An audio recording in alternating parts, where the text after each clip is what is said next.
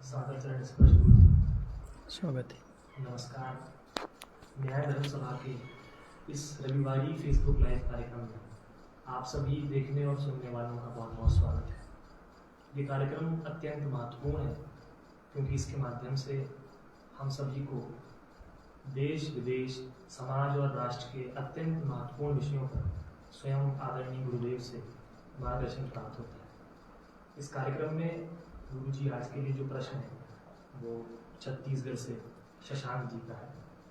आप लिखते हैं, सादर चरण स्पर्श प्रणाम गुरु जी। प्राण ही ऊर्जा है, समय है। सभी प्राणियों में प्राण तत्व ही जीवन अवधि का निर्धारण करता है। विभिन्न प्राणियों की औसत जीवन अवधि भिन्न भिन्न होती है। गुरु जी, क्या इनका टाइम स्केल भी अलग अलग होता है अथवा इसके निर्धारण का आधार क्या है? विख्यात भौतिक शास्त्री आइंस्टीन ने भी समय की सापेक्षता का सिद्धांत प्रस्तुत कर निष्कर्ष ये दिया कि समय सभी के लिए एक ही गति से नहीं चलता। गुरु जी, ये टाइम स्केल किस सिद्धांत पर कार्य करता है? टाइम स्केल के दार्शनिक सिद्धांत पर प्रकाश डालने की कृपा करें। परम आदरणीय गुरु जी।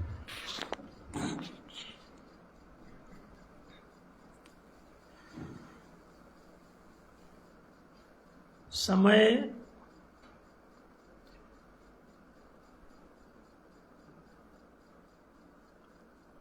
स्वतंत्र कोई सत्ता अपनी धारण नहीं करता। लोगों को ये समझना होगा कि इस जगत में अगर कोई चीज एग्जिस्ट करेगी तो उसकी एकाकी कोई सत्ता नहीं होगी। जगत की अभिव्यक्ति में अनेकता है।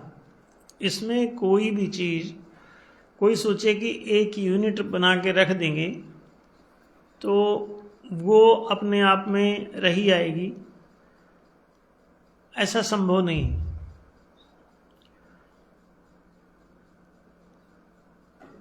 ये जगत वास्तव में कोएग्जिस्टेंस के रूप में है, क्योंकि बिना दो ध्रुव के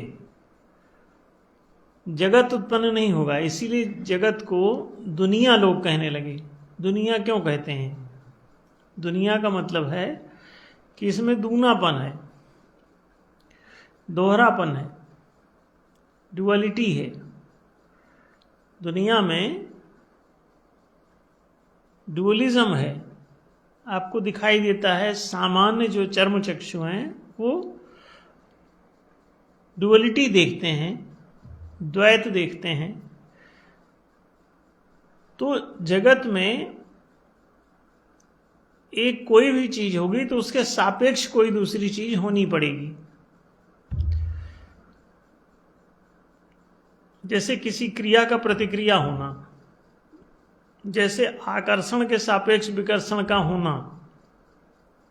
चुंबकीय सत्ता में आप देखते हैं कि एक तरफ से वो खींचता है और दूसरी तरफ से ठेलता है, धक्का देता है।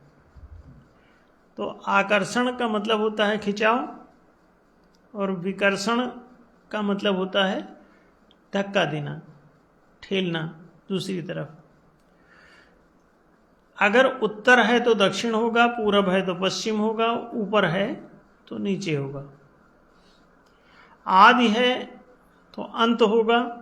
यदि आदि के साथ अंत का अस्तित्व नहीं है तो आदि भी नहीं होगा। कोई चीज कहीं से प्रारंभ होगी तो कहीं उसे खत्म होना होगा। गंगा हिमालय से निकलती है, बीच में बहती है और बंगाल की खाड़ी में जाके लीन हो जाती है, उसका अंत हो जाता है वहां पे। ऐसा नहीं कि गंगा खुल गई है तो बहती चली जाएगी, अब कहीं उसकी कोई लिमिट नहीं है। इसी तरह से जीवन है। जीवन अगर उत्पन्न हुआ है तो कहीं पर उसकी अंतिम दशा भी होगी। किन्हीं दो ध्रुवों के बीच में कोई समय है। समय कोई चीज तभी होगी जब कहीं से प्रारंभ, जैसे 1 घंटा आपने कहा, तो 1 घंटे का समय, 1 घंटे का समय जैसे मान लो कि 1 से प्रारंभ हुआ और 2 बजे तक पूरा हो गया, तो 1 घंटा आपने तब कैलकुलेट किया। नहीं तो अगर ये प्रारंभ हो और 2 पर खत्म ना हो, 3 पर खत्म ना हो, कभी 1 घंटा आपका खत्म ही ना हो, तो सोच के देखो आप उसको समय नहीं कह पाओगे फिर। तो समय अपने आप में किन्हीं 2 ध्रुवों के बीच में है। इसी तरह से कोई लंबाई चौड़ाई का जो पैमाना है, विस्तार, वो भी किसी 2 ध्रुव के बीच में आप नाप रहे होते हैं। अगर वो 2 ध्रुवों के बीच में नहीं है तो आप उसको स्पेस नहीं कह पाओगे, क्योंकि खाली जगह कोई खाली है, जैसे एक लोटा खाली है, एक गिलास खाली है, तो उसमें एक निर्धारित है कि इसमें मान लो कि 1 लीटर पानी आता है, तो 1 लीटर पानी का स्पेस उसमें है, खालीपन। तो खाली जगह आप नाप पा रहे हैं किन्हीं 2 ध्रुवों के बीच में। उसी तरह से समय को नाप पाते हैं आप किन्हीं 2 ध्रुवों के बीच में, कि कहीं से समय प्रारंभ होगा, कहीं पे खत्म होगा, कहीं पे स्पेस प्रारंभ होगा और कहीं पे खत्म होगा। जैसे कि किसी ग्लास में एक छोर से दूसरे छोर तक उसमें खाली स्थान अंदर भरा हुआ है, अंदर स्थित है। अगर दीवार उसकी दोनों तरफ ना हो तो आप उसको कैसे, कितना स्पेस है ये कैसे बताएंगे? नापने के लिए आपका कोई 1 ध्रुव से 2 ध्रुव के बीच में तभी कोई पैमाना बनेगा, 2 ध्रुवों के बीच में। इसी तरह से जो कारण है, केवल स्पेस और टाइम नहीं, जो काज है वो भी किन्हीं 2 सीमाओं के बीच में है। कि जैसे अंधकार का गुण है, प्रकाश का गुण है, दोनों की मिश्रित दशाएं हैं, तो ये भी एक पैमाने के भीतर है कि यहां से वहां तक प्रकाश है या यहां से वहां तक अंधकार है। आप इसको नापते हैं, तो गुणों को भी आप नापते हैं, माने कारण को भी नाप रहे हैं आप। उसके पहले समय को भी माप रहे हैं, उसके भी पहले आप स्थान को भी माप रहे हैं, स्पेस को। तो स्पेस, टाइम, काज, ये तीनों वास्तव में किन्हीं 2 ध्रुवों के बीच तो हैं ही, साथ में आपको ये भी देखना होगा कि ये तीनों आपस में खुद भी बंधे हुए हैं। स्पेस टाइम से बंधा हुआ है और टाइम काज से बंधा हुआ है। तो स्पेस, टाइम, काज भी तीनों आपस में इंटर रिलेटेड हैं, अंतर संबद्ध हैं। इसीलिए थ्योरी ऑफ रिलेटिविटी का मतलब ही, विज्ञान ने जब खोज के ये देखा तो उन्होंने पाया कि कोई भी चीज, चाहे वो स्पेस ही क्यों ना हो, चाहे वो टाइम ही क्यों ना हो, चाहे वो काज ही क्यों ना हो, अथवा कोई रिजल्ट ही क्यों ना हो, सिस्टम में क्रिएशन में कोई चीज आ गई हो, वो सारी की सारी चीजें किन्हीं 2 ध्रुवों के बीच में भी हैं और इनके आपस में भी इनका इंटर रिलेशन है, अंतर संबद्ध है। अगर स्पेस है तो टाइम भी होगा, और अगर टाइम है तो काज भी होगा, और अगर ये तीनों हैं तो परिणाम भी होगा। कुछ न कुछ क्रिएशन में आ जाएगा, रिजल्ट में आ जाएगा, कोई चीज अभिव्यक्त हो जाएगी अगर ये तीनों चीज एग्जिस्ट कर रही। अच्छा, तीनों लकीली एग्जिस्ट कर रही हैं, इसीलिए सृष्टि रूपी परिणाम भी आपके सामने है। जहां पर स्पेस होगा, टाइम होगा और काज होगा, माने स्थान, समय, कारण होगा। कारण का अभिप्राय गुणों से है, क्योंकि गुण ही समस्त चीजों का कारण है। अगर गुण नहीं है तो आप समय को भी नहीं माप पाएंगे।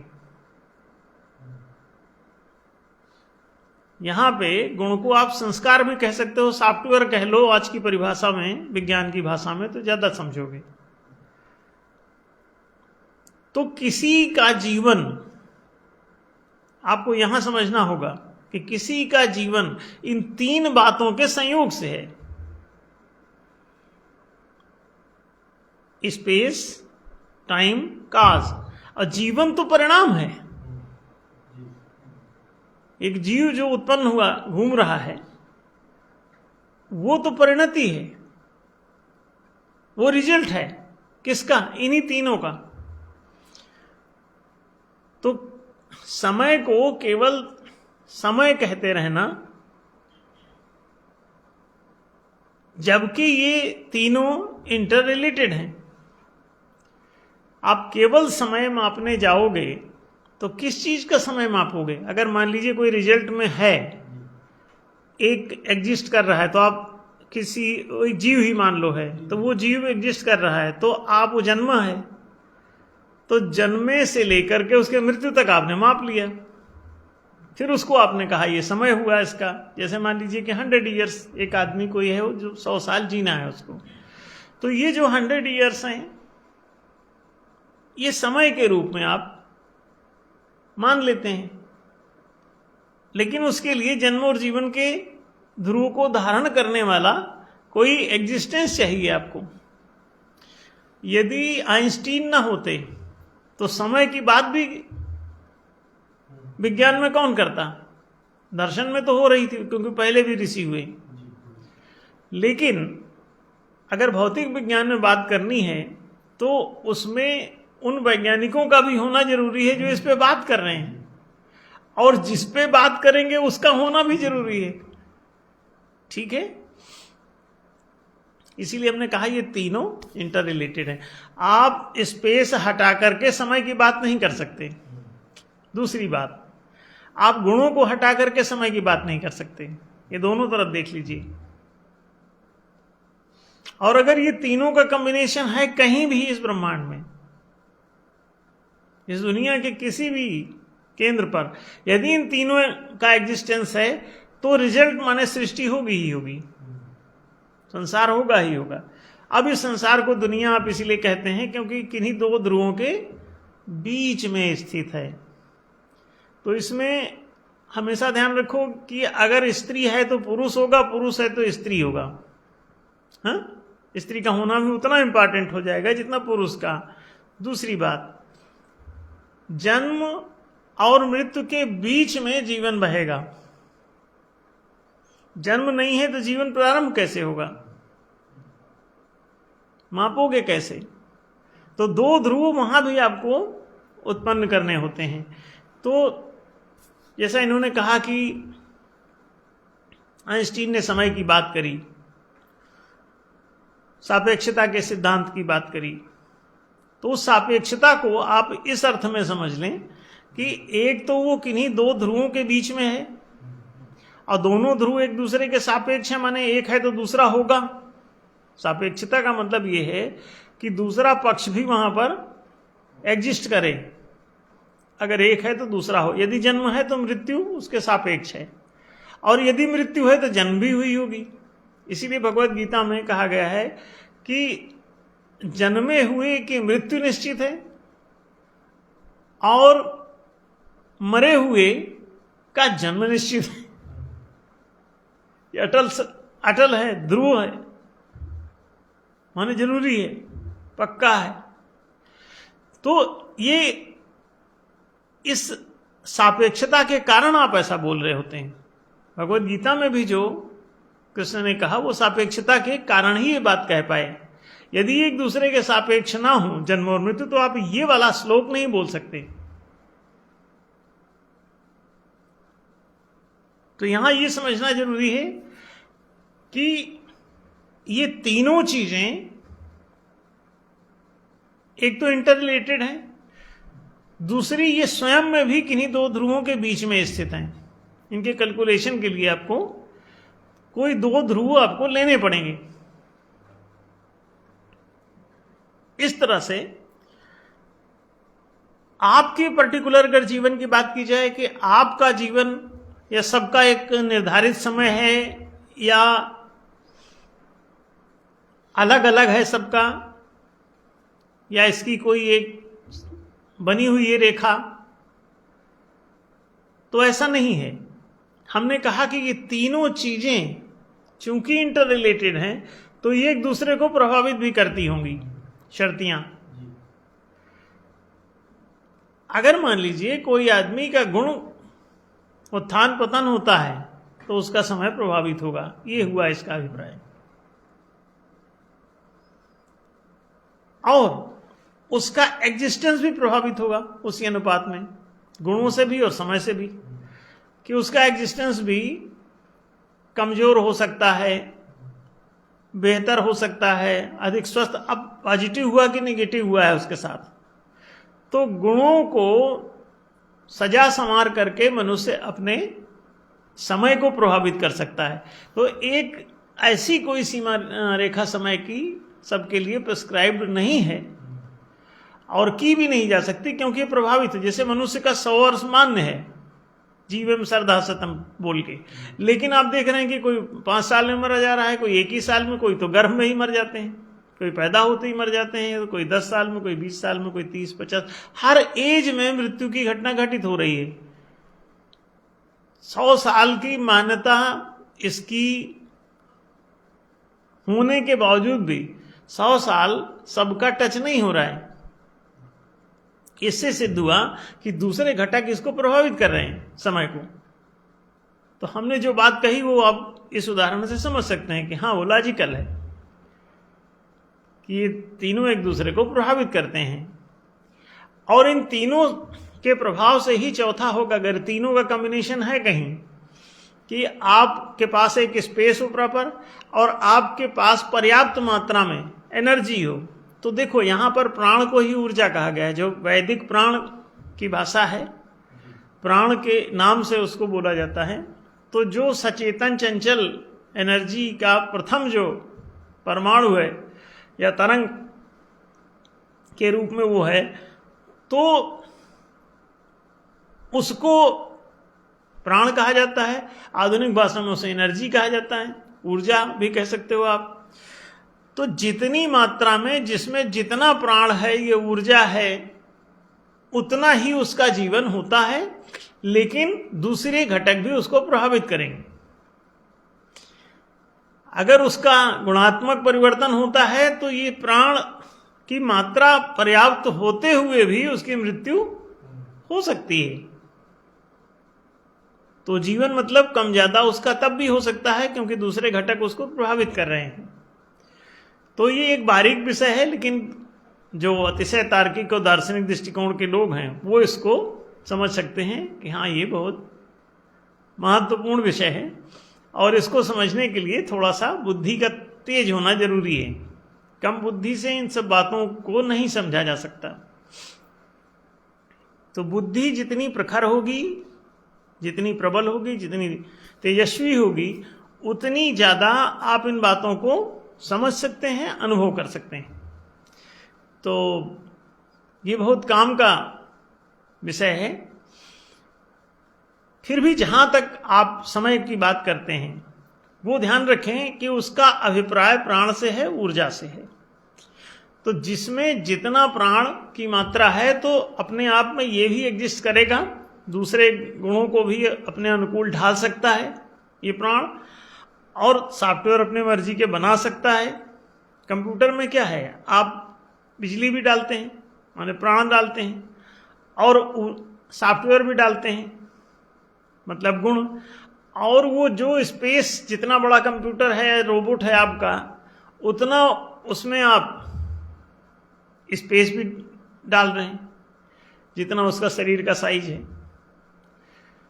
तो तीनों चीजें आपने उसको डाली, और कितनी मात्रा में बिजली डाल दी, अधिक मात्रा में डाल दिया तो पता चला वो उसका फूक गया ट्रांसमीटर, पूरा का पूरा फूक सकता है, शॉर्ट हो सकता है।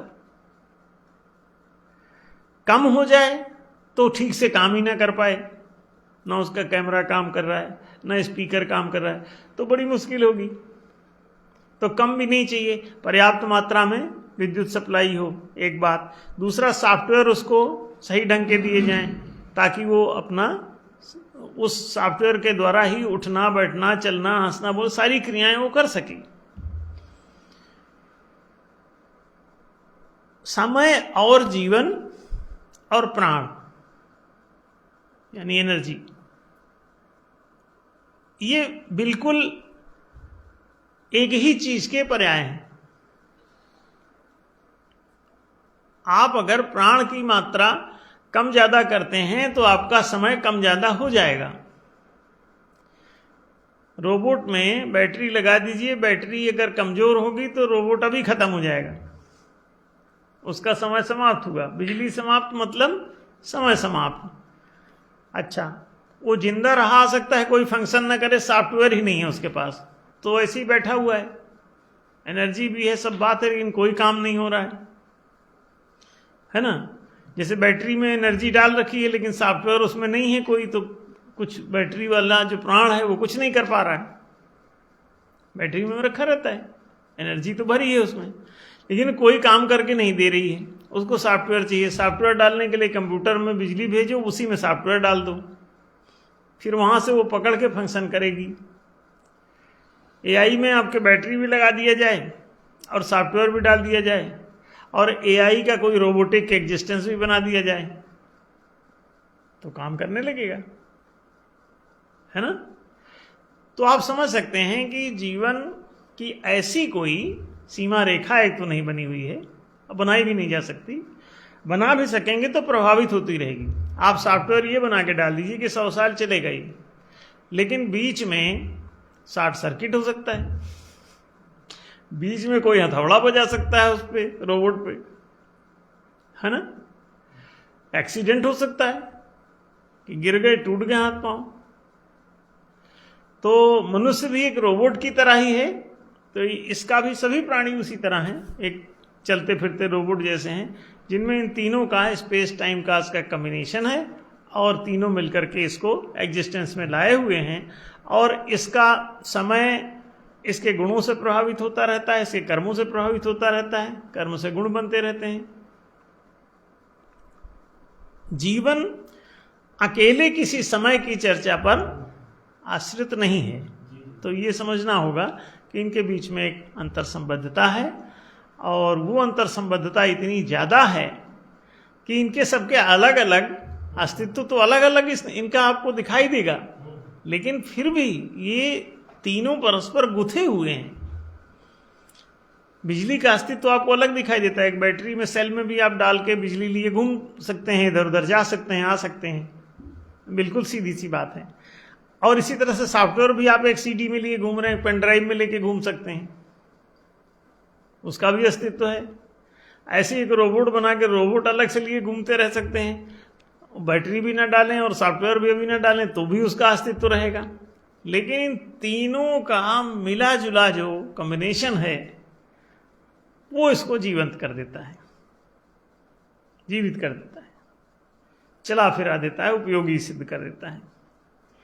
तो बात स्पष्ट हुई होगी कि हाँ, ये बहुत कीमती मामला है और विचार का विषय है। ये सभी लोगों को इस पर विचार करना चाहिए और समझने का प्रयास करना चाहिए। इसको समझ लेने से आपका दर्शन भी साफ होगा, दार्शनिक दृष्टिकोण। अच्छा, दर्शन की शिक्षा प्रॉपर नहीं है अभी समाज में। अगर तत्व दर्शन पढ़ाया जाने लगे तो सत्य का बोध भी होने लगेगा। तो आयामों का एक तो अध्ययन लोगों को कराया जाना चाहिए। अब लोग आयामों का अध्ययन करा रहा है मनोविज्ञान। अब मनोविज्ञान केवल मन का विज्ञान है, वो एक तल्ले पे काम कर रहा है और वो विश्लेषण कर रहा है तमाम आयामों का। वो मन के ही आयाम मान करके, और वह चेतन मन और फला मन और ढेका मन को ही वो विश्लेषण कर रहे हैं, जबकि मन का इससे कोई लेना देना नहीं। भाई, मनोविज्ञान जिन बातों की चर्चा कर रहा है उनका तो ज्यादातर मन से संबंध ही नहीं है। तो अभी किसी को यही नहीं पता है दुनिया में कि मनोविज्ञान क्या होता है, भौतिक विज्ञान क्या होता है, या आध्यात्म विज्ञान क्या होता है, दर्शन क्या है। तो ये स्पष्टता ना होने के कारण बहुत सारे भ्रम हैं इसमें। तो उन चीज़ों को धीरे धीरे अच्छे से डिस्कस करके समझ करके लोग किसी योग्य गुरु की तलाश करें और उसके सानिध्य में बैठ के पढ़ें। तो वो किताब में भी बहुत कुछ लिखा हो सकता है, लेकिन आपको किताब पढ़ के ज्ञान हो जाएगा ये थोड़ा कम संभावना रहती है। और हाँ, सहायक है, वो सहायक है, आप पढ़िए घर में तो कुछ सहायता जरूर उससे मिलेगी, लेकिन आप परफेक्शन आ जाएगा ये थोड़ा सा कहना उचित नहीं है। तो इसीलिए आप देखिए यूनिवर्सिटी क्यों खुली है कि आप अपनी किताब तो घर ही है, दुकान से ले लो, मिल जाती है, बाजारों में तमाम उपलब्ध है, लेके रखने से फर्क। तो कहते हैं आप किताब ले लो और उसको लेके जाओ, अपने स्कूल जाओ, कॉलेज जाओ, यूनिवर्सिटी जाओ, वहाँ पढ़ो, वहाँ प्रोफेसर पढ़ा रहे हैं। तो जैसे जैसे आप इसको समझेंगे कि हाँ दर्शन एक सब्जेक्ट तो सामान्य है, लेकिन इसको समझना भी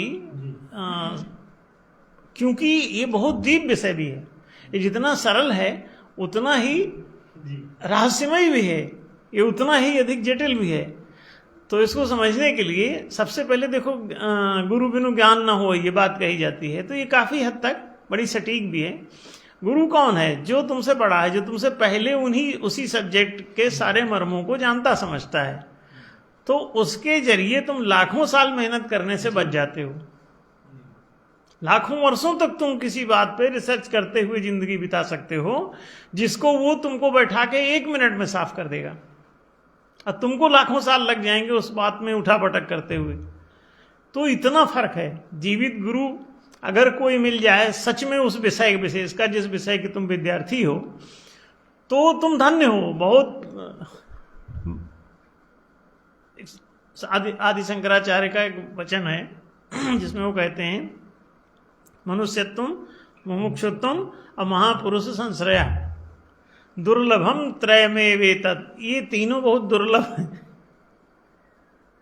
ये तीनों बहुत दुर्लभ। एक तो तुम मनुष्यत्व को प्राप्त हो जाओ, अब मुमुक्षुत्व मतलब अज्ञान से छुटकारे की इच्छा तुम्हारे भीतर जाग जाए। नहीं तो तुम अज्ञान से ही संतुष्ट हो तो बड़ी मुसीबत है, फिर तो तुम्हारा कुछ नहीं हो सकता। तो ये गधे वाली संतुष्टि शोभा नहीं देती। भागो, खोजो, जिन खोजा तिन पाई है, गहरे पानी बैठ। जो पूरा डूबन डरा तो राह किनारे बैठ। तो इसमें कोई खतरा विशेष नहीं, लेकिन जबरदस्ती मनुष्य ऐसा बाप के चुपचाप सिकुड़ा बैठा रहता नहीं। दार्शनिक ज्ञानार्जन कीजिए, बिना ज्ञान के जीवन जी नहीं पाओगे, पशु हो जाओगे। ज्ञान ही नहीं ना पशु फिर समाना।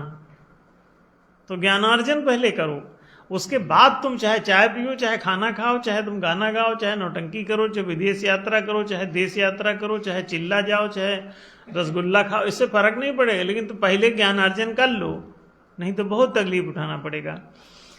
तो ये बात स्पष्ट हुई होगी कि दार्शनिक विषय है ये। इस पे फिर भी हमने थोड़ा हाईलाइट किया इसको। आप लोग इसको एक बार में नहीं, बारंबार इसको डिस्कस करते रहिए। बार बार कृष्ण का एक वचन है जिसमें वे कहते हैं तद्विद्धि प्रणिपातेन परिप्रश्नेन सेवया उपदेक्षन्ति ते ज्ञानम ज्ञानिनस्तत्वदर्शिना। तुम जाओ और प्रणाम करो, प्रश्न करो, उनका सानिध्य लाभ लो। प्रणिपातेन परिप्रश्नेन सेवया, तीनों बातें। और अगर ऐसा कोई योग्य गुरु मिल जाए तो उपदेक्षन्ति ते ज्ञानम ज्ञानिनस्तत्वदर्शिना। ऐसे जो इस सत्यात्मक दर्शन को जानने वाले हैं, तात्विक विशेषण के सामर्थ्य वाले हैं, तो वो तुमको अवश्य उपदेश करेंगे। उनमें आलस्य नहीं होता। ज्ञान जैसे जैसे तुम्हारा बढ़ेगा तो तुम्हारा अहंकार वो समाप्त कर देता है। कई लोग सोचते हैं ज्ञान का अहंकार, अरे एक कहता है कि उनको अपना ज्ञान का अहंकार था रावण को, और राम को अपने अहंकार का ज्ञान था। मूर्खतापूर्ण बातें लोग इधर उधर के कुतर्क करते थे, जिसे कोई न सिर है न पैर। ज्ञान तो होता ही इसी के लिए है ताकि तुम्हारा जीव भाव टूट के ब्रह्म भाव प्राप्त हो जाए। हाँ, अहम टूट जाए और ब्रह्म खिल जाए, तुम्हारा कली का कलित्व छूट जाए और पुष्पत्व तो उसको प्राप्त हो जाए। यही तो ज्ञान का उद्देश्य है ना। तो ये बहुत सर्च का विषय है और इस तरह के प्रश्नों से हम लोग ऐसे प्रश्न प्रत्येक रविवार को ले रहे हैं जो तमाम गूढ़ बातों से संबंधित हैं, तमाम सामाजिक समस्याओं से, राष्ट्रीय समस्याओं से, अंतर्राष्ट्रीय समस्याओं से, सामाजिक समस्याओं से, दार्शनिक बातों से, राजनीतिक बातों से, किसी भी प्रकार की बातें हैं तो वो हम लोग संडे को लेते हैं, डिस्कस करते हैं और प्रत्येक रविवार को FB लाइव के माध्यम से आप लोग सुनते रहते हैं। तो इस तरह की जिज्ञासाएं आप लोग पैदा कर सकते हैं और डिस्कस कर सकते हैं। संडे को जरूर हम लोग रविवार को इन सब विषयों पे बात करते हैं। सम्यक जी, आपका बहुत बहुत धन्यवाद गुरु जी। आपने एक अत्यंत गूढ़ विषय को हम सभी को बहुत सरल ढंग से समझाया। आपने बताया कि किस तरह से समय पर एकाकी चिंतन करने की बजाय हमें स्पेस, टाइम और कॉज के बीच जो गहन अंतर संबद्धता है जी, उसको ध्यान में रखकर इन विषयों को समझना चाहिए। आप सभी देखने और सुनने वालों से अपील यही है कि आप इस अति महत्वपूर्ण वीडियो को अधिक से अधिक लोगों तक पहुंचाने के लिए इसे शेयर करें। आप सभी से पुनः मुलाकात होगी अगले रविवार। तब तक के लिए आप सभी को प्रणाम, शुभ रात्रि, ओम तत्सत।